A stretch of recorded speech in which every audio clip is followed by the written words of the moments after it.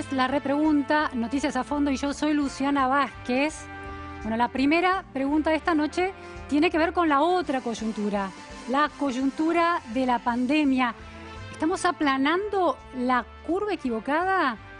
La guerra que estamos librando por los respiradores, ¿en realidad debería ser otra guerra por otros insumos tan críticos como esos? Esa es una de las grandes preguntas. Otra cuestión es, ¿se está avanzando en la cura, en el camino hacia la cura del COVID-19? Hay información de las últimas horas. La FDA, la Administración de Medicamentos y Alimentos de Estados Unidos, anunció que autoriza oficialmente el uso de un antiviral para el tratamiento del coronavirus. Es un anuncio oficial de enorme peso. Se trata del Remdesivir de la farmacéutica Gilead. Ya había anticipado esta posibilidad Anthony Fauci, el director del Instituto Nacional de Salud de Estados Unidos, hace unos días, el miércoles. Lo escuchamos.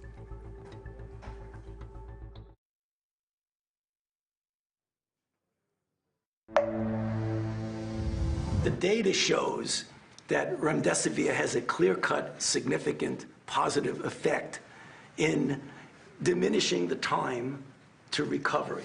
The mortality rate trended towards being better in the sense of less deaths in the remdesivir group. 8% versus 11% in the placebo group. It has not yet reached statistical significance, but the data needs to be further analyzed. Bueno, Anthony Fauci se ha vuelto una especie de héroe científico global porque no se amilana a la hora de contradecir al presidente Donald Trump cuando mete la pata en temas científicos. Tanto es así que en Saturday Night Live, el show de la televisión americana, Brad Pitt le rindió un homenaje. Lo vimos. Good evening. I'm Dr. Anthony Fauci. First, I'd like to thank all the older women in America who have sent me supportive, inspiring, and sometimes graphic emails. Now, there's been a lot of misinformation out there about the virus. And yes, the president has taken some liberties with our guidelines. So tonight, I would like to explain what the president was trying to say. And remember, let's all keep an open mind. We had a great meeting today with a lot of the great companies, and they're going to have vaccines, I think, relatively soon. Relatively soon is an interesting phrase. Relative to the entire history of Earth, sure, the vaccine's going to come real fast. But if you were to tell a friend, I'll be over relatively soon, and then showed up a year and a half later, well, your friend may be relatively pissed off.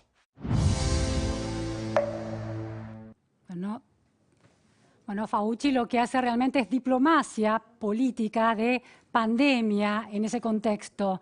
Pero bueno, mientras se intenta aplanar la curva y se va hacia esa intención de controlar el coronavirus, contra ese escenario global se libran las disputas del poder doméstico. El miedo a la muerte parece estar teniendo menos peso en la última semana, en los últimos días, y gana el peso por la disputa del poder en muchos frentes. La liberación de presos, la suelta de presos, según han denominado algunos con una mirada crítica, tiene que ver con una preocupación real por la salud de quienes están en las cárceles, o hay otras cosas en juego. Después está también esa puja siempre estructural del nuevo frente que gobierna entre el presidente y la vicepresidenta, una alianza inesperada entre el gobernador de la provincia de Buenos Aires y el jefe de gobierno ante un cortarse solo del presidente Alberto Fernández. Bueno, la situación crítica del hambre, la situación en el conurbano. Esa situación doméstica sigue pesando. Ya está en el piso Alejandro Katz. Muy buenas noches, Alejandro. Muy buenas noches, Luciana. Vamos a estar analizando junto a Alejandro Katz y junto a Juan Grabois los temas urgentes de la Argentina, cuyas urgencias se renuevan día a día. Pero bueno, Argentina es un país en el medio de un planeta, y un planeta lleno de virus. Por ejemplo, si uno pusiera todos los virus que habitan el océano en una balanza, su peso equivaldría al peso de 75 millones de ballenas azules. Interesantísima la información. Virus que nos rodean, pero también virus que nos habitan, ¿no? Los virus que tenemos adentro nuestro y de los cuales depende, dicen los científicos, habrá luego una explicación, también nuestra salud, porque ponen a raya a las bacterias. De eso también vamos a hablar hoy. Ya está aquí Juan Grabois, efectivamente, en el piso de la repregunta, que se va a sumar también en esta noche a analizar la Argentina. Muy buenas noches, Juan. Muchas gracias por estar aquí. No, gracias por invitarme. Bueno, finalmente vamos a ir entonces a la entrevista clave para entender la coyuntura, la otra coyuntura, la de la pandemia, de la mano de Carl Zimmer. Una entrevista exclusiva con el columnista de ciencias del New York Times, respetadísimo, uno de los periodistas de ciencias de Estados Unidos más respetados de ese país, que no temen enfrentar al poder político si el poder político está metiendo la pata, como lo hace el presidente Trump, en temas científicos. Es profesor adjunto del Departamento de Biofísica y Bioquímica de la Universidad de Yale, donde enseña escritura científica.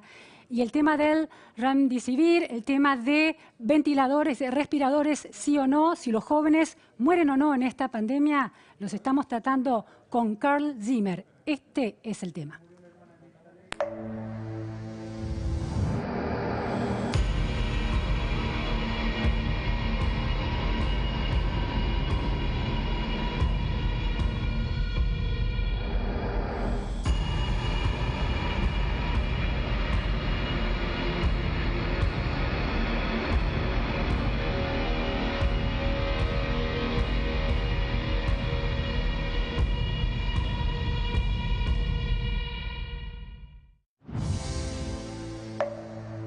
Carl Zimmer, thank you so much for being here with us in La Repregunta. Thanks for having me. Carl, couple of days ago, a week more or less, you tweeted asking a question to virologists. You said, virologists, is there any other virus out there that it is weird in terms of its range of symptoms? And thinking of this question, should we change the way of thinking about coronavirus? Is it still pulmonary or respiratory disease or not? We're still getting to understand this virus, and there are a lot of things that are taking us by surprise. So, for example, people thought of this as just kind of like pneumonia, a disease of the lungs. But then it became clear that there were a lot of other symptoms. People who get COVID-19 often have serious problems with their kidneys. They have serious problems sometimes with blood clotting. It can lead to strokes in young people. And so there are many, many, many symptoms that are only now just coming to light because this is a brand new virus. This is a brand new disease. And it's still taking us by surprise. Carl, you know a lot about viruses and the diseases that they provoke. Is it common that the virus causes this kind of wide range of symptoms? Well, I've talked to virologists, and they say that a lot of viruses can be kind of weird, and they can have a range of symptoms. And certainly, there are a lot of viruses where some people have few symptoms and other people have very severe symptoms. Mm-hmm. So it's not that this is, a virus unlike anything that we have ever seen before. It's a virus, and it does what viruses do, which is infect us. It's just that the particular symptoms that it causes and the risks that it poses to us are new. And, there's no manual that tells us what to do and what to expect from this virus. So unfortunately, doctors just have to observe their patients and see what happens. And this is very frustrating for them too, because a lot of their standard practices don't seem to work the way they wanted them to.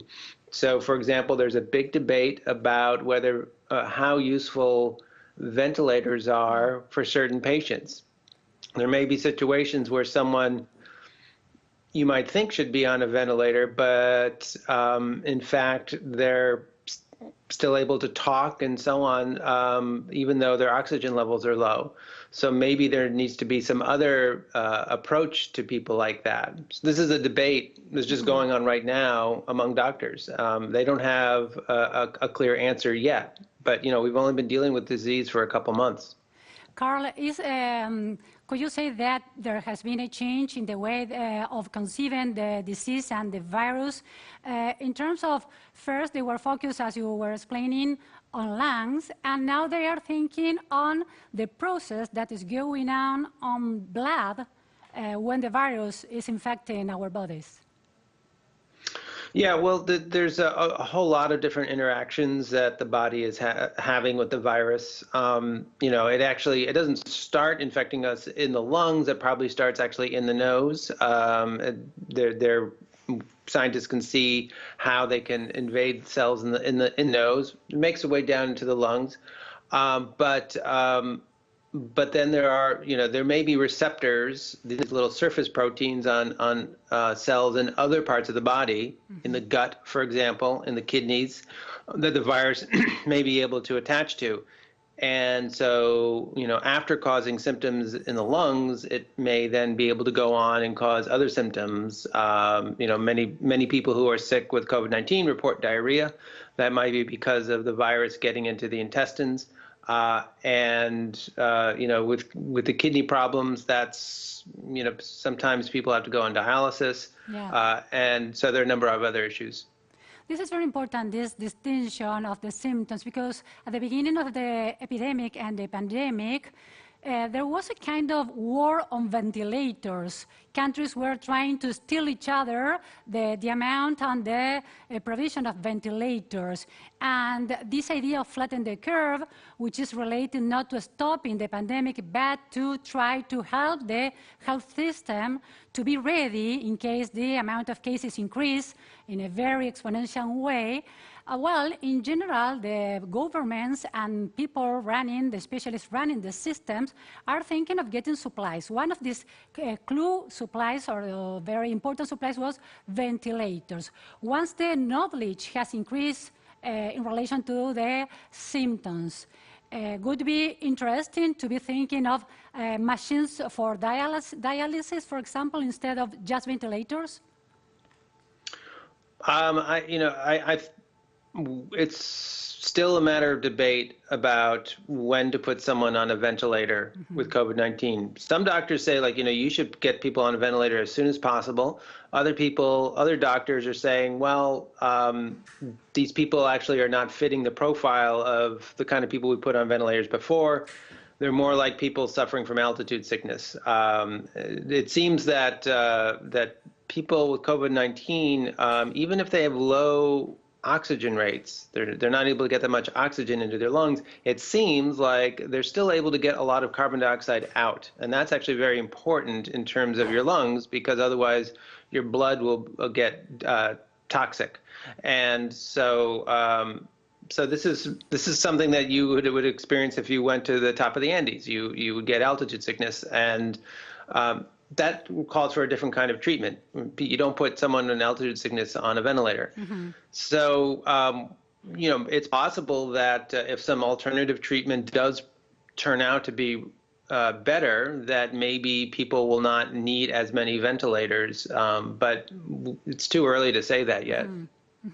Because it seems that if the health systems are just focusing on getting ventilators, maybe they are missing another very critical resources and items that they could be very useful and critical in the future, but now they're thinking of them.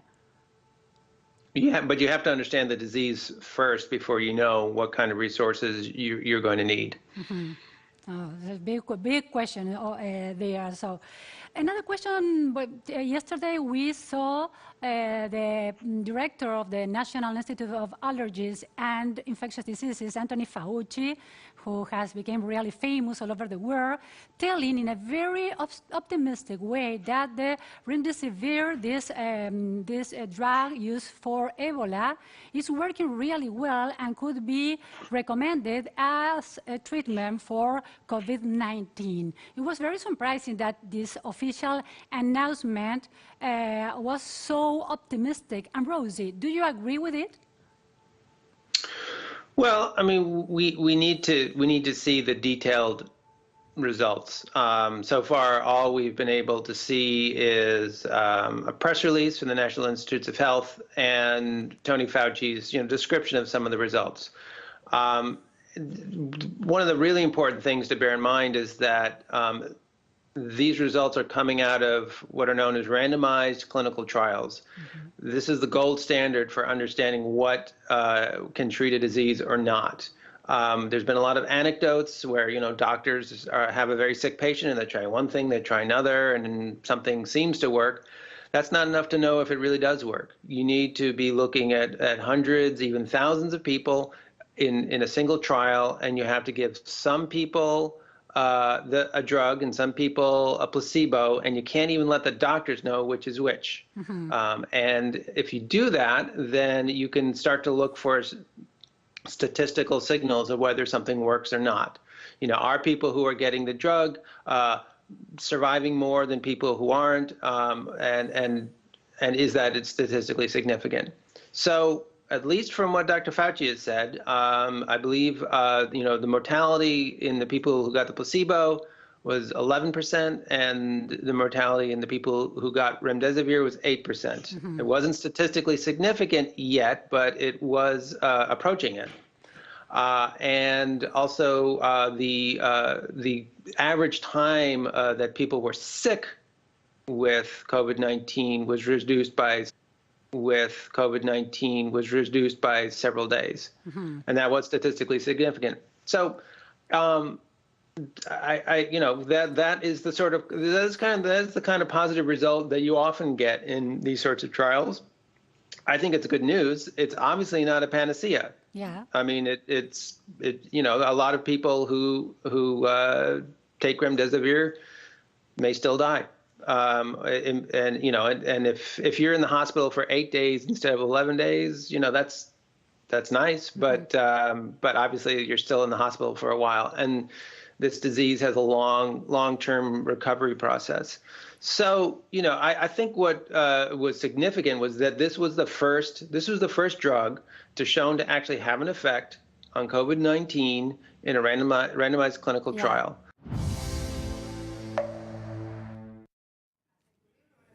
Bueno, el coronavirus, la pandemia.